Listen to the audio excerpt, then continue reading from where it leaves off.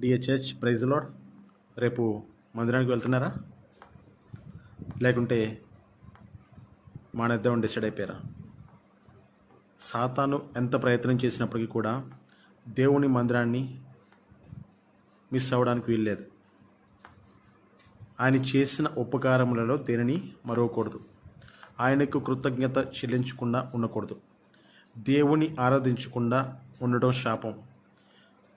అందుకోసమే 1 కొరింథీ 11 అధ్యాయంలో కూడా ఉంది కదా, ఏమనుంది? నన్ను జ్ఞాపకం చేసుకున్నట్టుకే దీనిని చేడి. రేపటి రోజు ప్రతి సండే మనం బలలో పాల్గొంటున్నాం కదా, మనం మర్చిపోతామేమో అని ఆయన ముందుగానే లేఖనంలో రాయబడి ఉంది. లేఖనంలో రాయపరిచి ఉంచాడు. నన్ను జ్ఞాపకం చేసుకున్నట్టుకే దీనిని చేడి, అనగా బలలో పాల్గొనుటకు.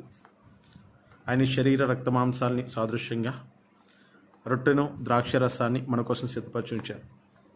కాబట్టి ఎవ్రీ సండే మీరు బలలో పాల్గొనాలి. మన యొక్క పూర్వీకులు క్రితము ఇంటింట ప్రతిరోజు రొట్టె విరిచేవారు, కానీ మనకున్నటువంటి అనుకూలత వల్ల పునరుద్ధాన దినమున మనము రొట్టె విరుస్తున్నాం.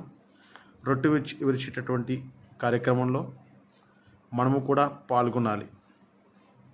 అప్పుడు దేవునితో సహవాస జీవితం, దేవునితో మాట్లాడాలని ఇష్టం లేదా మీకు?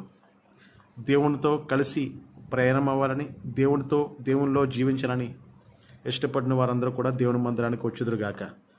దేవుడు మీ యొక్క కుటుంబమును, మిమ్మల్ని అందరినీ దీవించి ఆస్వాదిస్తాడు. దేవుడు మీ యొక్క అవసరాలను తీరుస్తాడు. కాబట్టి డోంట్ మిస్ ద చర్చ్.